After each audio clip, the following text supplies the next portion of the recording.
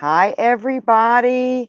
I'm so glad to be here, and I could not wait tonight. I was so excited. And we're going to give everybody just a little bit of time to get in here, get comfortable, say hello if you are new here in the crypt. Definitely let us know you're here and let us know where you're from. We always love new victims here in the crypt.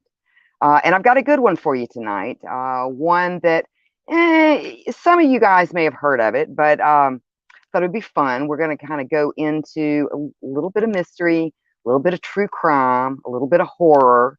So it's going to be a lot of fun. Um, yeah, so come on in and get comfortable. And I'll see who is in the chats for the moment while we wait for everybody to get in here. So we have Stephen. Hi, Stephen P. Kitty Cat. So glad you're here. We have Wild Bill. Hi, Wild Bill. How are you? And of course, everybody, our own resident demon and devil, Hexus. So glad you're here. And Aka, our Winnebago. Our Winnebago is here. So we're super excited about that.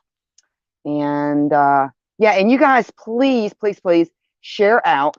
One of the best things that you can do, and it's absolutely free to support your favorite streamers and podcasters, is to share the content. So yeah, do all the things, all the sharings and the little emojis down there and all that kind of stuff, because Facebook likes to see that.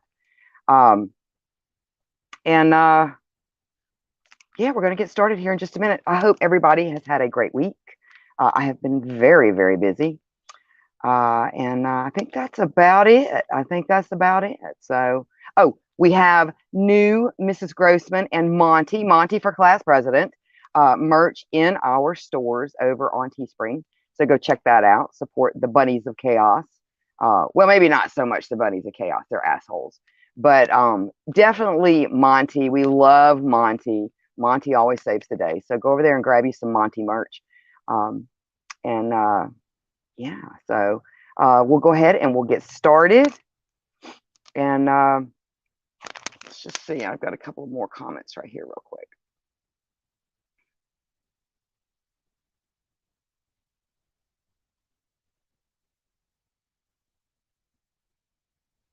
Yes, and Hexus is almost recovered.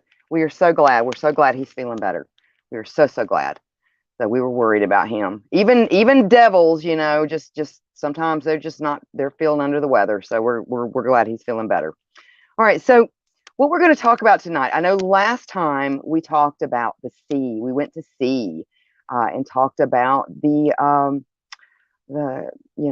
custom of the sea and cannibalism and all that kind of pretty disgusting stuff.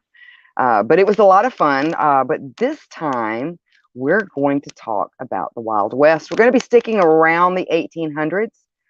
And it's just a pretty cool story. So let's go ahead and put ourselves kind of in the mindset. It is post-Civil War. And so post-Civil War America was, in many ways, a nation still in torment and deeply mourning the tremendous number of deaths. Some estimate somewhere around 650,000 plus deaths and missing. Now, because some young men just simply never returned. So whether they died or went out west or what have you, nobody really knows. Now, in some communities, as many as 25% or more of the men under 30 having been killed in the war, and as other survivors returning home with missing limbs and other physical problems, they all carried their own dark memories of war and the aftermath that followed it. It's a very tumultuous time for like the southern states and things like that. It was just a bad time. It was a bad time for us as a nation, to be honest with you. Now, nearly all families suffered, leaving many in our nation emotionally vulnerable. Now, this would kind of set up kind of middle ways and post-Civil War. A lot of people think and kind of give like the Victorian era, kind of the beginning of the spiritual movement, but it actually really became into its own thing, especially here in the United States. I know Europe was a little bit different, But during the Civil War, and especially after, because you did have a lot of people that, like I said, were emotionally vulnerable. Now, like I said, enter the American spiritualist movement. Now, many historians believe that spiritualism, which had been somewhat a stagnant movement in previous decades, convinced its followers that mere mortals were able to communicate with the dead. As the death tolls mounted, spiritualism as well was well established by the time the Civil War ended, and spiritualists enjoyed even greater demand for their services. When you consider that the 1860 census showed only 31 million people living in the US, pretty much everyone had a reason to go to one. Now, the post-Civil War era was a time of great uncertainty for many, many looking for a new start and to leave old memories behind them. In the decades after the Civil War, Americans poured across the Mississippi River in record numbers, no longer simply crossing over the continent for new imagined Edens in California or Oregon. This was land that drew the most migrants to the West this time. They now settled in the vast heart of the continent, as family farmers and farms were to be the backbone of the agricultural economy and expanding into the West after the Civil War. Now, in 1862, Northerners in Congress passed the Homestead Act, which allowed male citizens or those who declared their intent to become citizens to claim federally owned lands in the West. Now, settlers could head west, choose a 160-acre surveyed section of land, file a claim, and begin improving the land by plowing fields, building houses and barns, or digging wells. And after a 5-year period of living on the land, they could apply for the official title deed to that land. Now, hundreds of thousands of Americans used the Homestead Act to acquire said land. The treeless plains that had once been considered unfit for settlement became the new agricultural mecca for land-hungry Americans. So there's no wonder many moving west, hoping for a new beginning and a brighter future. And as these people moved west, of course, so did the spiritual movement. But something else moved with them, something much older and much darker. It was evil. Now, in order to get there, the Great Osage Trail, also known as Osage Trace or the Caw Trace, was one of the more well-known ways. Now, these Native American trails, and we've got to have a little context here so you kind of understand what was going on at the time, through the countryside of what are today called the Midwest and the Plain States of the U.S., were pathways originally created by herds of buffalo or other migrating wildlife, also referred to as medicine trails. Now, the Great Osage Trail, which in 1825 became known as the first phase of the Santa Fe Trail, extending from central Missouri near Franklin and Boonville, Missouri, westward, shadowing the route of the Missouri River, and then turning southward through Independence, Missouri, into Kansas. We're going to talk about Kansas here in a minute because Kansas is where this takes place. But I have a whole bunch of comments, so let me get in there and see what's going on real quick, and then we'll get back to it.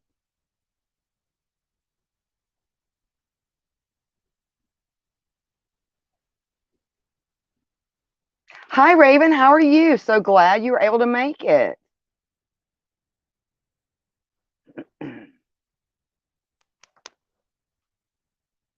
All right, so Wild Bill says, they say more lives were lost in the war between the states than was lost in World War I and World War II combined. I would think it would be very, very close, to be honest with you, Wild Bill. I really do. I mean, I know that the amount of citizens that we had at the time during the Civil War was probably much less than World War I and World War II. We were fighting each other at that point. So yeah, there were some other elements that were involved in our Civil War, but for the most part, yeah, it's brother against brother and, family against family. So And then we have Joey, and toilet seat. Sip. All right. That's what I'm here for, Joey, is to scare you. And then PBDC TV. Yeah, we laugh at the rude ass people. So it gets us views. Thank you. So anyway, so what we were talking about. So we were talking about the Great Osage Trail. All right, so like I said, we're in Kansas now, and again to get a little bit more context, because this is where our story is going to take place. And it's going to take place in Labette County, the township of Osage, and Cherryvale, Kansas, to be exact. Now, a fun fact, though, the famous Route 66, or Route 66, through southern Missouri, Ozarks, follows the route of what was once the Osage Trail. But before we start the story, and again, I wanted to add some additional information so that we do have that context. Now, in the 19th century, Kansas was a bloody place, especially before the Civil War, as free soilers and slavery advocates duked it out for control of the new territory. And I had read something about Kansas, and actually there was some sort of blurt in the voting and election process to where Kansas at one point actually had 2 state governors, and they were completely 2 sides of the coin. So this is probably where they're talking about the free soilers, and of course the slavery advocates were constantly in battle during that time for the control of that territory in Kansas. Now, once Kansas declared itself with the Union and the Civil War began to rage, the bloody battles continued. Now, after the Civil War, as pioneers began to head westward along the many trails through Kansas, murder and mayhem persisted as hardened men from the battlefields, grown used to violence, continued their violent ways along the overland trails and in the many cow towns. Now, if not accosted by road agents, travelers also had to be concerned about Indian tax, rightfully upset for the loss of land that was being taken from them. Now, southeast Kansas in particular was known as a very rough area. Though most of us know of Dodge City's wicked ways, Wyatt Earp, Doc Holliday, and the deadly gunfight of the Daltons in Coffeyville as well took place during this time period that we're talking about. The many outlaws and gunfighters who spent time in the Sunflower State. However, few are aware of a family of mass murderers living in a supposed quiet life near the small town of Cherryvale. This is who we're going to talk about. Now, in the spring of 1871, the body of a man named Jones was discovered in Drum Creek. His skull was crushed and his throat was cut. Then, in February of 1872, the bodies of 2 men were found who had the same injuries as Jones. The area, already wildly known for horse thieves and villains, a body or 3 was commonplace and simply written off as foul play. It just really wasn't that big of a deal at that time. There was a lot of murder and mayhem going on during that point. And actually, I don't think it was till much later that Kansas actually had a working law enforcement. I mean, you had, like your marshals and things like that, but you didn't actually have an active police force of what we know of as police for Kansas till sometime after all this stuff happened. Now, by 1873, the reports of missing people who had passed through the area had become so common that travelers began to avoid the trail altogether.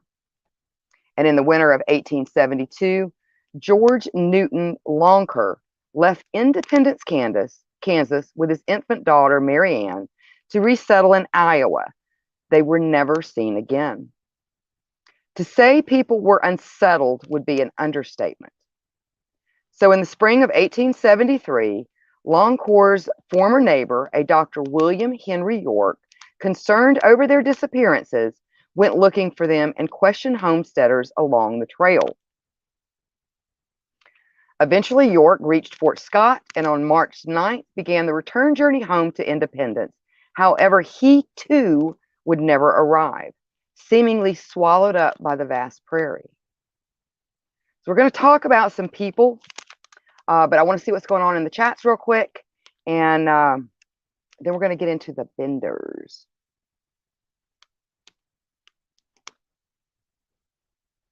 Hi, Dizzy. How are you? Hi, Lucas. It's good to have you here. And look, guys, if you guys are new, let us know because we always like new victims here in the crypt.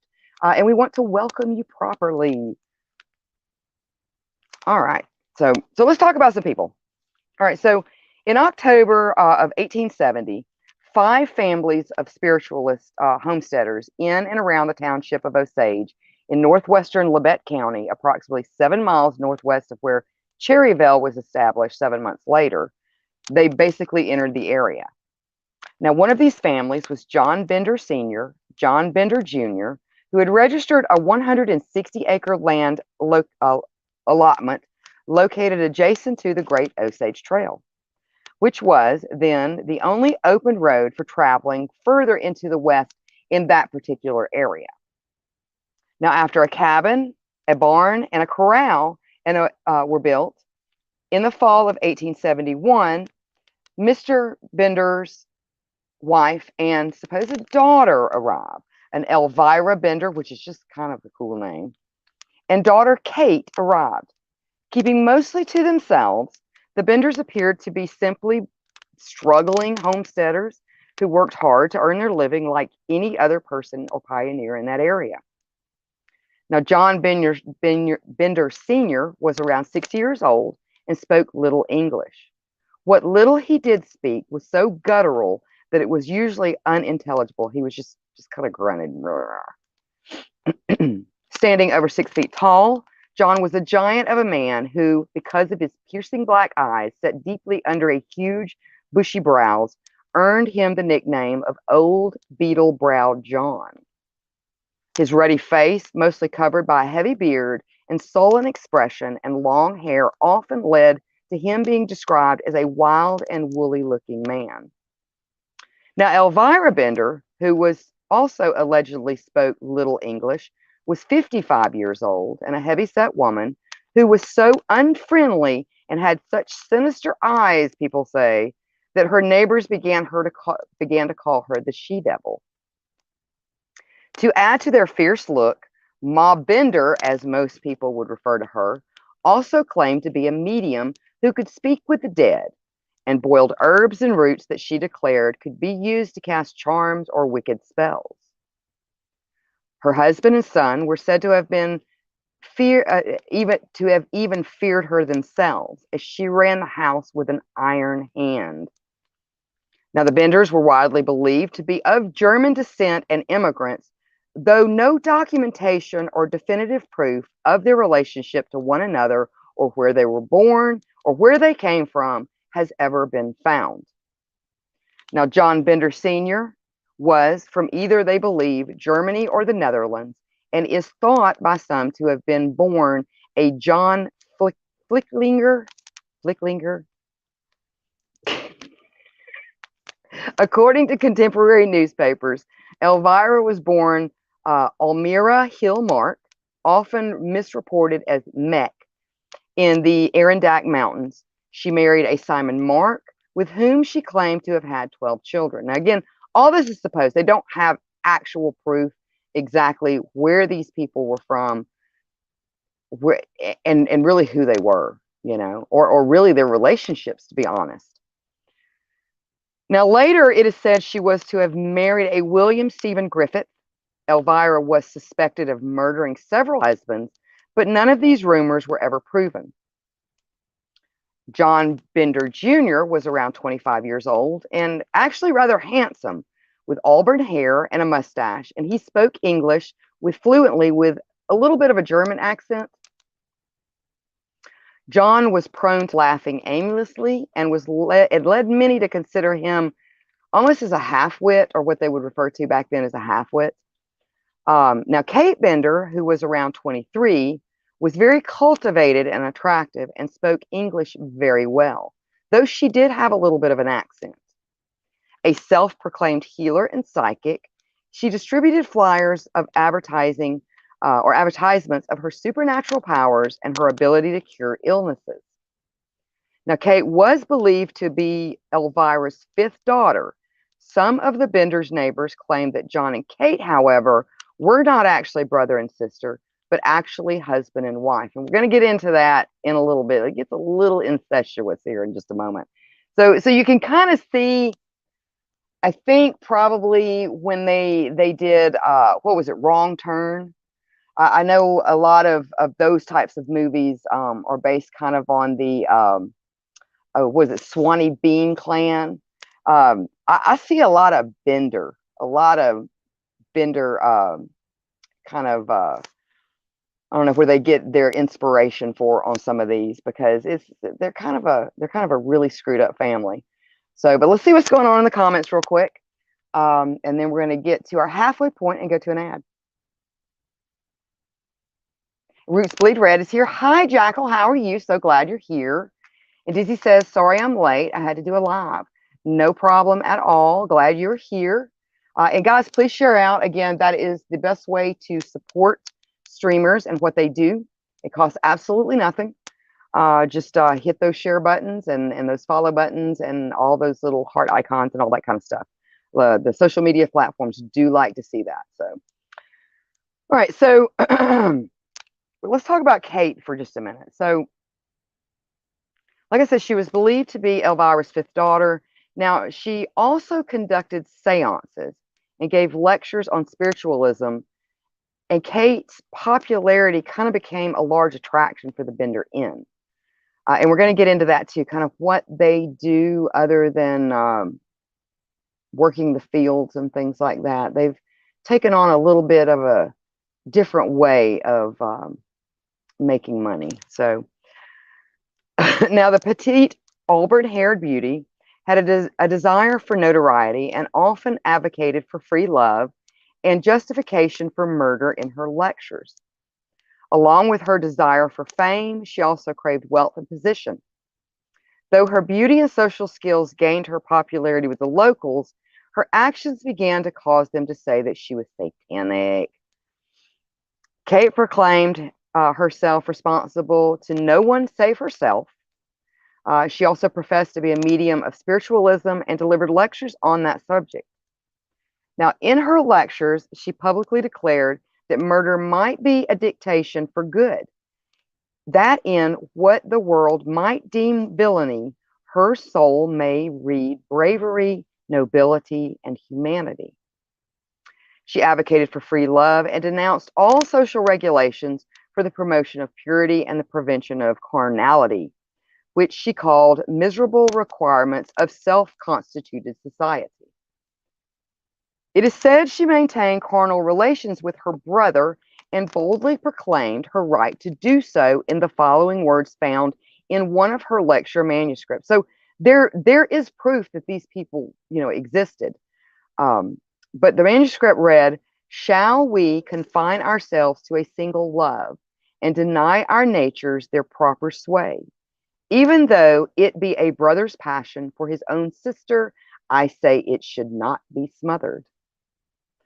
Although the elder Benders kept to themselves, Kate and her brother regularly attended Sunday school in the nearby Harmony Grove. Now, when the Benders opened their store and inn in 1871, many travelers would stop for a meal or supplies. The cabin was divided into 2 rooms by a canvas wagon cover, kind of just, that cover that went over the wagons.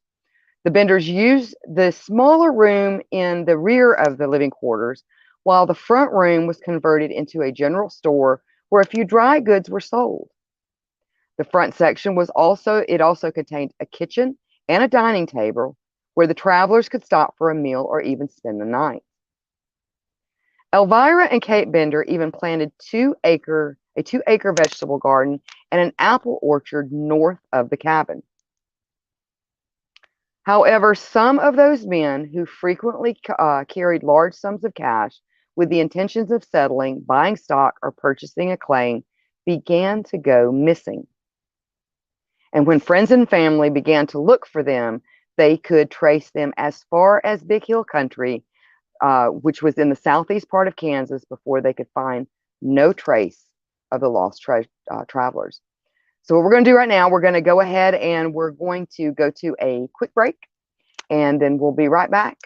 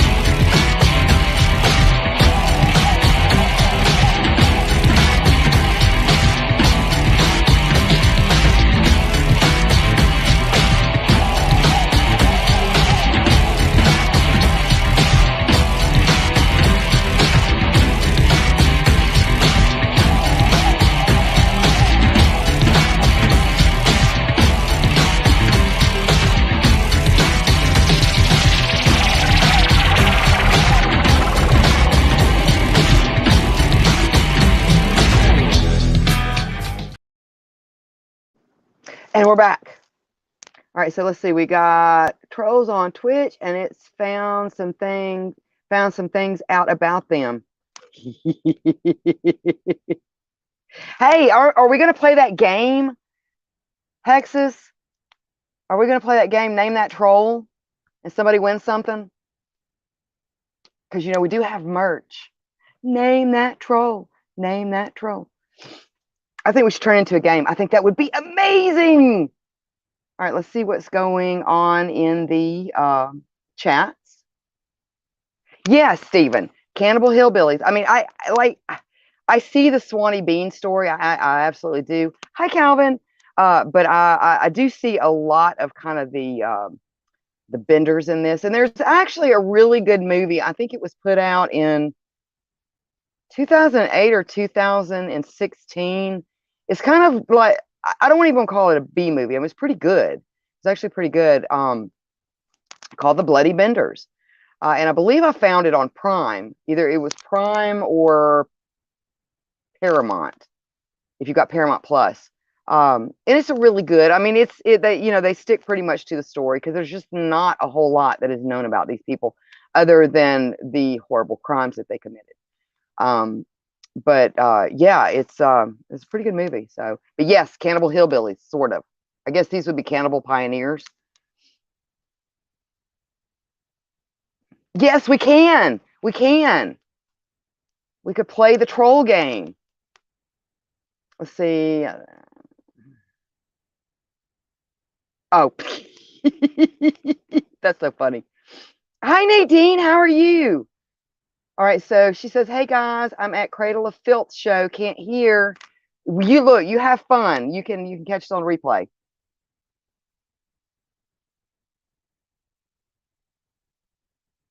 Yeah, we definitely need to come up with a troll game. But yeah, if you can name that troll, and we'll send you merch. We'll send you merch. How about that? Name that troll. Name that troll. All right. So where were we? So so what exactly did the Benders do? Other than just be creepy and incestuous. Well, the danger of the Benders and the danger of stopping at their store and inn was when you dined with them. Dining with the Benders came when seated with your back to the canvas wall. When a guest stayed at the Benders bed and breakfast inn, the host would give them, of course, the seat of honor. And the guest would be seated at the table in that position, basically with his back to the canvas. And also unknowingly, a trap door to the cellar. With the victim's back to the curtain, Kate would distract the guest while John Bender or his son came from behind the curtain and struck the guest on the right side of the skull with a hammer. And it wasn't just a little hammer, but they did use different size hammers. So, and there is a Bender museum, and I'll touch on that just a little bit. Now, one of the women would cut the victim's throat to ensure death, and the body was then dropped through the trap door. Once in the cellar, the body would be stripped and later buried somewhere on the property, often in the orchard or garden. So they made them into plant food. Although some of the victims were wealthy, others carried little known value on them, and it is surmised that the Benders had killed them simply for the sheer thrill. Now, Kate drew a number of victims to the door with her offers of spiritual communication, and her brother often accosted travelers on nearby roads. He would strike up a conversation with them and convince them that a night spent at their end was preferable to journeying on. The system of murder worked well for more than 18 months. Now, testimony from people who had stayed at the Bender's Inn and managed to escape before they could be killed appeared to support the presumed execution method of the Benders. William Pickering said that when he had refused to sit near the wagon cloth because of the stains on it, Kate Bender had threatened him with a knife, whereupon he fled the premises. Also, a Catholic priest claimed to have seen one of the Bender men concealing a large hammer, at which point he became uncomfortable and quickly departed. Two men who had traveled to the inn to experience Kate Bender's psychic powers stayed for dinner, but had refused to sit at the table next to the cloth, instead preferring to eat their meals in the main shop counter. Kate then became very abusive towards them, and shortly afterwards, the Bender men emerged from behind the cloth. At this point, the customers felt uneasy and decided to leave and a move that almost certainly saved their lives. Now we're going to talk about Dr. York. He was the one that went looking for his neighbor and his neighbor's 18-month-old child. Now, Dr. York had two brothers, Ed York, living in Fort Scott, and Colonel Alexander M. York, who was a Civil War veteran, lawyer, and a member of the Kansas State Senate, which is really a bad idea on the Bender side. Both knew of William's travel plans, and when he failed to return, an all-out search began for the missing doctor. Colonel York, leading a company of 50 men, questioned every traveler along the trail and visited all the area homesteads. And what I had heard, because I did listen to a few like history podcasts related to this particular subject, is that basically when it says Colonel York questioned every traveler along the trail and visited all homesteads, he pretty much beat the shit out of everybody until he got an answer he wanted, or he came to the conclusion they didn't know anything about. So he was very persuasive. You couldn't just say yes or no. If he didn't believe you, you were in for an ass kicking. All right, so let's see. On March 28th, in 1873, Colonel York arrived at the Bender Inn with a Mr. Johnson, explaining to them that his brother had gone missing and asked if they had seen him. They admitted to Dr. York to Mr. York that Dr. York had stayed with them. However, they suggested the possibility that he had run into trouble with Indians or some sort of villainry after he had left. Now, Colonel York agreed that this was possible and remained for dinner. Now, on April 3rd, Colonel York returned to the inn with armed men after being informed that a woman had fled from the inn after Elvira Bender had threatened her with knives. Now, allegedly, Elvira, who allegedly could not understand English, while the younger Bender denies this claim, when York repeated the claim, Elvira became enraged. So in other words, when Colonel York questioned her about this lady, running out of the inn screaming and yelling, they denied it. And of course, Elvira, I can't speak English, she kind of afraid that. But when York repeated the claim, Elvira became enraged, said the woman was a witch who had cursed her coffee and ordered the men to leave her house, revealing for the first time that her sense of the English language was much better than she ever let on. Now, before York left, Kate asked him to return alone the following Friday night, and she would use her clairvoyant abilities to help him find his brother. And we're going to stop right there real quick so that we can see what's going on in the chats. Hi, John. How are you? Glad to see you here. Yes, she's a witch. She floats. I mean, I know we all have, it's just an epidemic where witches come around and curse your coffee. Yes. Yes, a few times. Exactly. See, it's happened to John. John, I've had cursed coffee a few times. Yeah, that's when you get the bubble gut, when you have the cursed coffee. Let's see. And then Roots Bleed Red says, my heart's on fire for Elvira. Giddy up. Papa, papa, bow, bow. Oh my goodness. Elvira. Oh my word. Yeah, pretty much. 2 + 2 is 9, and you will answer me properly. Oh my goodness.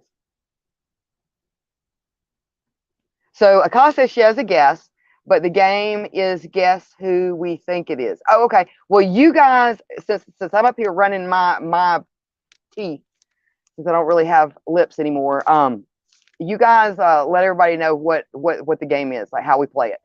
So I'm just saying, name the troll. So, but there's merch to give away. There's merch to give away. So, all right. So where were we? All right. So, okay. The men with York were convinced the Benders and a neighbor family, the Roches, were guilty and wanted to hang them all. However, York, being a state senator, he did insist, even though he didn't mind beating the shit out of everybody to get answers, he still believed in a semblance of law. So he did wind up insisting that evidence must first be found before they actually just went around and started, hanging and lynching people. Now, around the same time, neighboring communities began to make accusations that the Osage community was responsible for the disappearances, and Osage Township then eventually arranged a meeting in Harmony Grove in the Harmony Grove schoolhouse. 75 locals attended the meeting, including Colonel York and both John Bender Sr. and John Bender Jr.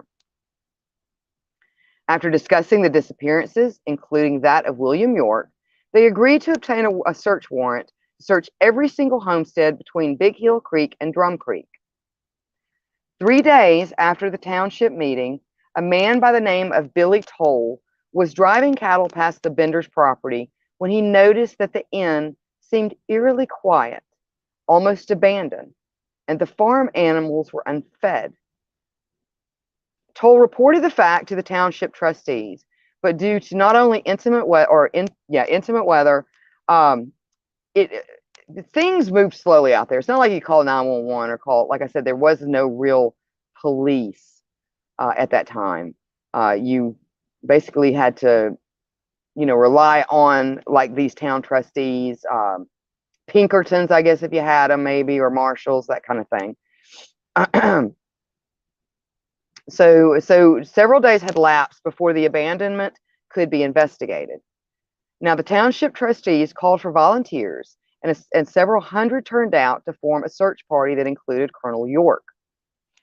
When the party arrived at the inn, they found that the cabin itself was empty. It was empty of food, clothing, and personal possessions. That's when they noticed a bad odor coming from the cabin and traced it to the trap door underneath a bed, which had been nailed shut. After opening the trap, the party found an empty room underneath that was roughly 6 feet deep and 7 feet square at the top by 3 feet square at the bottom. So it wasn't a huge area, but it was big enough probably for a body or two. The floor was covered in clotted blood.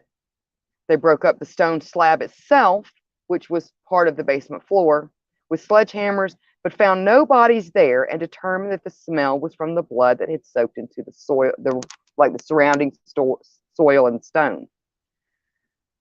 The men then physically lifted, this tells you how big the cabin was. I mean, how they packed all this stuff into a little bitty cabin is beyond me, to where you could actually call it an inn, and it's so small you can pick it up and move it. But they wound up physically lifting the cabin and moving it to the side to dig under it, but there they found no bodies either.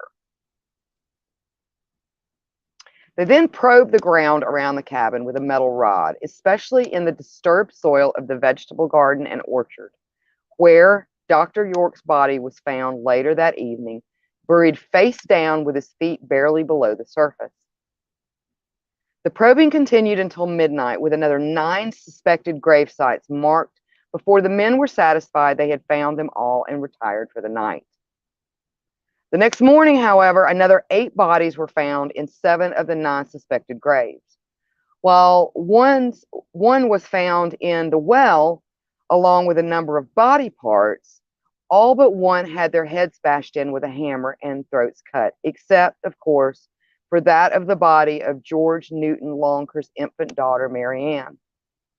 No injuries sufficient to cause death were found, and it was speculated that she had either been strangled or buried alive. On all bodies except that of Mary Ann, many of the bodies had also been as to what the paper described as indecently mutilated, possibly suggesting genital trauma or mutilation. More than a dozen bullet holes were found in the roof and the side of the cabin, and the media speculated that some of the victims, even after being hit in the head with a hammer, had attempted to fight back, of course, unsuccessfully. As well as the bodies, they found 3 hammers, an 8-day clock, which is like a mantle clock, sort of, which, upon further examination, held a bloody knife. They found pieces of jewelry, some of Kate Bender's occult advertising broadsides scattered along the floor, and a German Bible. And I found the German Bible kind of interesting. Now, the Roman Catholic prayer book was found in the house with notes inside written in German, which were later translated. The text reads, Johanna Bender, born July 30th, 1848. John Gebhardt came to America on July 1st, 18, ? Big Slaughter Day, Jan 18th, and hell departed. Now, the victims that were found were, and I'm just going to go by dates of what they believe. May 1871, Mr. Jones, body found in Drum Creek with a crushed skull and cut throat. February, somewhere around the 2nd or 3rd of 1872, 2 identified men found on the prairie in February with crushed skulls and throats cut. December of 1872, Ben Brown from Howard County, Kansas. Buried in the apple orchard. December 1872, W.F. McCourty. He was a retired colonel of the 123rd Illinois Infantry, and a wagon with a team of horses was declared missing. He was found. December 1872, Henry McKenzie. He was a relocation to Independence from Hamilton County, Indiana, as well as his matching team of horses had gone missing. He was found. December 1872, John Boyle from Howard County, Kansas. His packing mare, as well as $850, and his saddle was missing. He was the one that was found in the Bender's well. Now, either the 8th or 9th of December 1872, George Newton Longcore and his 18-month-old daughter, Mary Ann. Contemporary newspapers report his name as either George W. Longcore or John Launcher, while Mary Ann is similar, reported as being either 8 years old or 18 months old. A lot of information, though, says that the 18-month-old may have been more correct. According to the 1870 census, George and his wife, Mary Jane, were neighbors of actually Charles Ingalls and a family in Independence, while his wife's parents lived 2 houses away. After the death, however, of his infant son, Robert, from pneumonia in May of 1871, and his 21-year-old wife, Mary Jane, following the birth of Mary Ann several months later. So both his son and his wife had died. George was likely returning to the home of his parents, an Anthony and Mary Hughes Longcore in Lee County, Iowa. I do find it interesting, though, that he was actually a neighbor of the Ingalls that wrote Little House on the Prairie. In preparation for his return to Iowa, George had purchased a team of horses from his neighbor, a Dr. William Henry York, who later went looking for George and was also murdered. Both were Civil War veterans. The daughter was thought to have been, like I said, buried alive, but this was, it's still kind of unproven. They say either strangled or buried alive. No injuries were found on her body, and she was fully clothed, including mittens and a hood.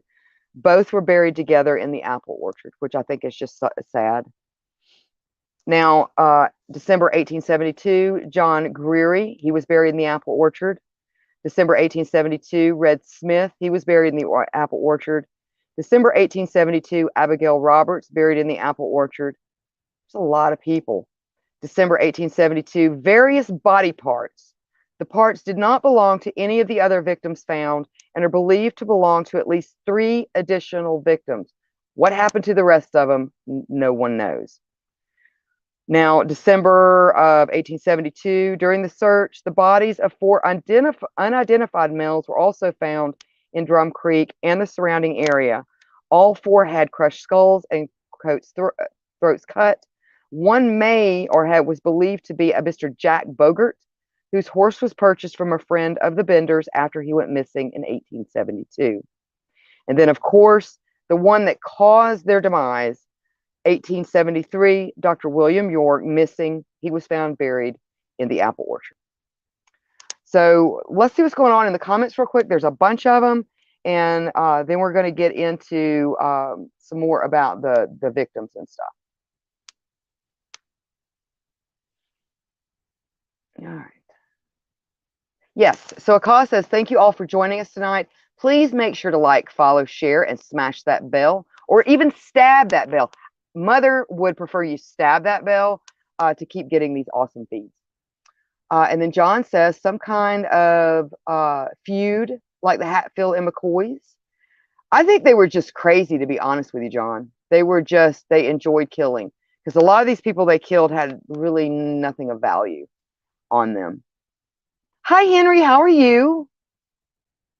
Let's see. And yes, Roots Bleed Red says, thank you for joining us. Yes, even you trolls. We always appreciate the views. Please like, follow, and share. Absolutely. And then Hexa says, Charles Ingalls as in Little House on the Prairie. Yes, Charles Ingalls as in Little House on the Prairie was the neighbor of Longcore, which Longcore was the neighbor of York. So I guess they were all neighbors. So let's talk about the victims a little bit more. Now, by including the recovered body parts not matched to the bodies found, the finds were speculated to represent the remains of more than 20 victims. With the exception of Mackenzie and York, who were buried in Independence, their bodies were moved. And Mr. McCrotty, who was buried in Parsons, Kansas, none of the other bodies were ever claimed, and they were reburied at the base of a small hill 1 mile southeast of the Bender's Orchard, one of several at the location now known as the Bender Mounds. And you can still visit those today. The search of the cabin resulted in the discovery of 3 hammers. The hammers were a shoe hammer, a claw hammer, and a sledgehammer that appeared to match the indentations on some of the skulls. These hammers were given to the Bender Museum in 1967 by the son of Leroy Dick. Leroy Dick handed over them hammers, the Osage Township trustee who headed the search of the Bender property. The hammers were displayed at the Bender Museum in Cherryville, Kansas from 1967 to 1978, when the site was acquired for a fire station. When attempts were made to relocate the museum, it became a point of controversy, some locals objecting to the town being known for the Bender's murders. The Bender artifacts were eventually given to the Cherryville Museum, where they remain in a wall-mounted display case. A knife with a 4-inch tapered blade was reportedly found hidden, like I said, in the 8-day mantle clock in the Bender's house by Colonel York. In 1923, it was donated to the Kansas Museum of History by York's wife, but it is not on display. It still bears the reddish-brown stains on the blade. It can be seen upon request. Now, a historical marker describing the Bender's crimes is located in the rest area at the junction of U.S. Route 400 and U.S. Route 169 north of Cherryville, if there's anybody in that area that wants to check it out. Now, let's see what we have here. Yeah, so kind of getting into this just a little bit. Now, the connection to Little House on the Prairie. Now, the Ingalls family made famous with the books and television series. Laura Ingalls Wilder actually did mention the Bender family in some of her writings and speeches. Now, as a Kansas newspaper reported, that the crowd, so basically, like when all this was found out and the place was abandoned, it drew a lot of people, a lot of people. Now, a Kansas newspaper reported that a crowd was so incensed after finding the bodies that a friend of the Benders named Brockman, who was also among the onlookers, was hanged from a beam in the inn until unconscious, revived, interrogated, then hanged again. After the third hanging, they released him and he staggered home. One quoted as one who was drunken or deranged. Now, the word of the murder spread quickly, and more than 3,000 people, including reporters from as far away as New York City and Chicago, visited the site. And like the Benders themselves, simply, hold on, where am I at? Yeah, so they visited the site. Now, the Bender cabin was destroyed by souvenir hunters who took everything, including the bricks that lined the cellar and the stones lining the well. So basically, what happened is the whole cabin, the well, everything. They didn't know anything about like crime scene preservation, and with all these people showing up, they basically the whole homestead pretty much just disappeared without a trace. Very much like the Benders themselves, who disappeared without a trace. Now, the state senator, Alexander York, offered a $1,000 reward, which today would be equivalent to about $22,000 reward for the family's arrest. On May 17th, Kansas Governor Thomas A. Osborne offered a $2,000 reward, which would be around $45,000 for the apprehension of all four. Now, the remains of what was believed to be the 20 victims, like I said, found on the farm, with the exception of the 5 victims that I noted earlier, including Dr. York, being that those bodies had never, they were actually moved, but of the other ones, the bodies were never claimed. Again, they are buried at the base of a small hill nearby known as the Bender Mounds. Now, the whereabouts of the Bloody Benders may never be known and actually does remain one of the Old West's greatest mysteries. They simply just disappeared into the prairie. So that is the Bloody Benders. And let's see what's going on in the comments. And I made good time this time. We didn't go over this time.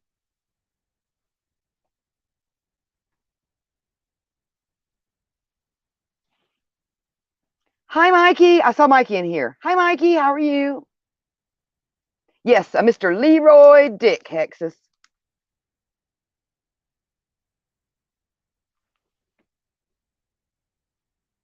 Good. So Henry said that he used his Bender hammer and hammered the bell so he can get a notification. Thank you.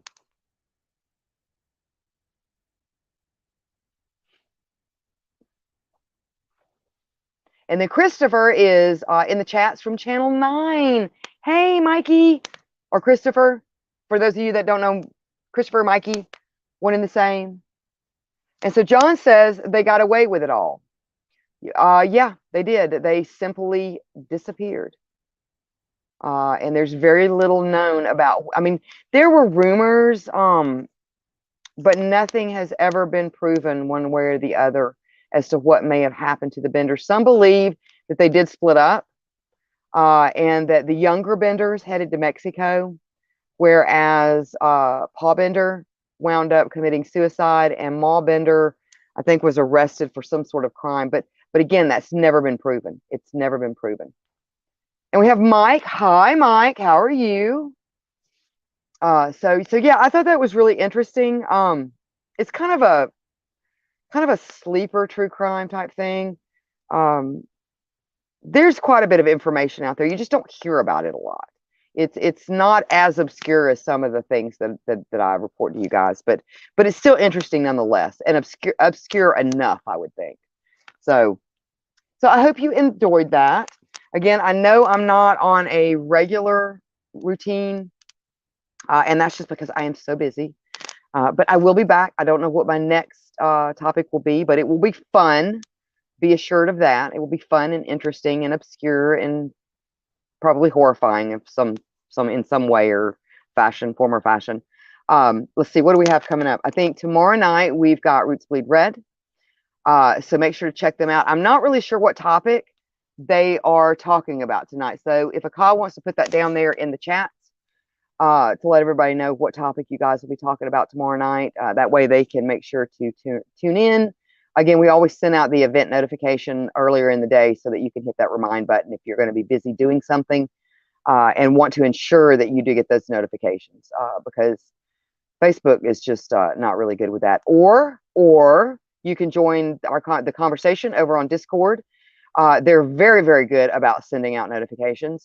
We also on YouTube, you can go over there and subscribe. They're pretty good about sending out notifications as well. And actually, you can do all of that on our website. You can subscribe to our YouTube and go to our Discord. So yeah, just go to the website. That'll just be easier. So definitely check us out if you are new to our content.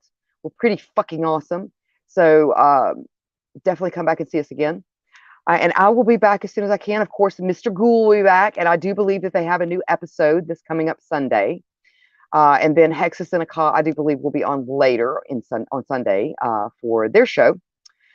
So definitely check that out. And then we come back around to the beginning of the week again, and we're going to have a new episode from Stephen P. Kitty Cat. Yay! And then on Tuesdays, you can check out of the Ordinary. And then Wednesdays is Chatting with Akal. It's a really cool new show that she started. Really fun and interesting. It kind of is a little bit more involvement with the haunt community and a lot of the haunters, as far as, them introducing themselves and just kind of talk about why they got into what they do, why they love doing what they do, and where you can find them, because it won't be too much longer, and it's going to be spooky season, because for us, spooky season never ends, but it's official on September 1st. So definitely check that out if you have not seen her show yet. It's a lot of fun. We had a lot of fun last night. Even with some of the quirks with StreamYard, it was so much fun. So much fun. So, but yeah, thank you guys for joining us. And we will see you back here next time, whenever that will be. I will let you guys know. And pleasant nightmares. Good night. This is Mr. Applewhite speaking. There is nothing wrong with your device. Join me here on Psycho Bunny DC. A delightfully dreadful consternation of horror content. Your head and free your mind.